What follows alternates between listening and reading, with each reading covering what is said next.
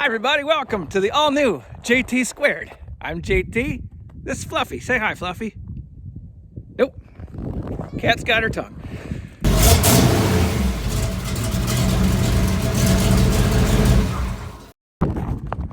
So most of you probably know me from my other channel, JT's Barn and Grill, where I'm a tractor guy. I've always been a tractor guy, guys, but there's more to me than just tractors. Now guys, don't make any mistake. These are always going to be my first love, but sometimes, you know, a guy's got to have his side girl. Of course you do, baby. That's And for me, guys, my side girls are always my big fun cars. So I thought I would try to change some things up a little bit, guys. I do some of my car stuff on my tractor channel, but I thought maybe it might be time for me to maybe give this stuff its own channel.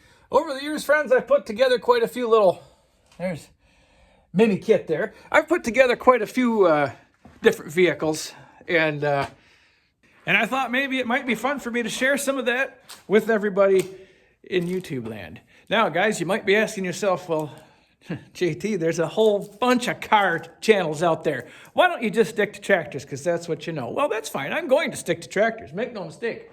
But guys, there's a lot of fun to be had with automotive cars and stuff like that. And for me, it's all about the stuff that I grew up with. Friends, in this day and age, there's a whole lot of cars out there that look exactly like each other.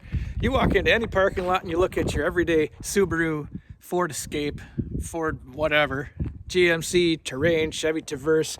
They all look exactly the same. They all look exactly the same. They look like a roller skate, guys, and there's... What happened to style? What happened to the days when going for a Sunday drive actually meant something in a big, comfortable car? Well, guys, those days are far behind us, but they're not behind me. So that's what this is going to be all about, guys. Stuff that was cool when cars were still cool. Your definition of cool and my definition of cool may not be the same thing, and that's okay. It's big old square vehicles are not for everybody, but they're for me, and they're probably for a lot of you guys. Growing up in the 80s and early 90s, this is the kind of stuff that my friends and I were all driving to school yet. Grew up on square S10s and square Chevys and big cars that you could power brake in the parking lot and smoke everybody out. And, well, you know, maybe I've grown out of that a little bit, but not a ton, guys. And friends, I've got a lot of fun stuff planned for this channel. Obviously, a lot of you know about my 77 Grand Prix. Found this at a junkyard last summer, and I just thought it was too nice to get crushed and sent to a foreign country to become another vehicle. So I had to buy it immediately. And guys, sometimes that's just how things work out. Over the years, I've been exploring backyards, junkyards, front yards, yard sales. There's a lot of this stuff in rural America that's still just waiting to be found. It's just gonna lay there and die if guys like me don't come along and save them. And guys, again, you might be asking yourself, well, like I said, JT, there's tons of car channels out there. What sets you apart from any of those guys? Let's say this. So, reviving stuff from a junkyard, will it start and drive home? That's cool stuff. I enjoy that a lot. Unfortunately, a lot of those channels, that's where the car stops. It doesn't go any further than that.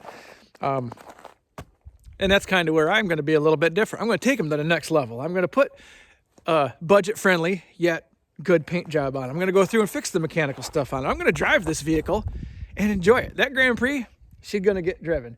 My square Black Betty that's in there gets driven. My Fiero gets driven. I enjoy these old cars. And some of the other ones that I've done over the years, like this Grand Marquis. I found that in a pole barn. Lucky enough, the guy made me a good deal on it. Luckier enough that I drove it home. Good paint job, timing chain, water pump, all the good stuff that a 50-year-old car needs. I drove that car for quite a while before I sold it to another guy, and now he enjoys it. This little square S10 here, guys, I found that in another state that has a lot less salt than Michigan. So fortunately, the body was pretty well preserved, where I was able to rebuild the engine, put a sweet paint job on it, and I drove that for a couple years, and I really enjoyed that as well. So guys, that's what I'm all about. Anything that has a square notation to the front of it or the back of it. You know, guys, the stuff that's built somewhere between 1972 and 1992, that's going to be my specialty. That's the kind of stuff that I grew up with, and that's the kind of stuff that I will always enjoy, and I will always try to save. A lot of guys call that the Malaise era. Hey, that's fine. I'll take that. I'll take all the Malaise cars that I can get because I still think they're cool. I'm not about all that speed, guys, necessarily. I guess if you've got something that's worth waiting for, people will wait for it to get there. Yeah, That's what I like to say. So, if your tastes are similar to mine, your vehicles are similar to what I like, you're in your late 40s, early 50s, similar to what I am, guys, maybe this is the channel for you. And I promise, if you stay till the very end, there's always going to be something that'll make it well worth it. So guys, hey, thanks for watching my icebreaker. Let's call that the icebreaker today. Plenty more to come. We'll see you next time.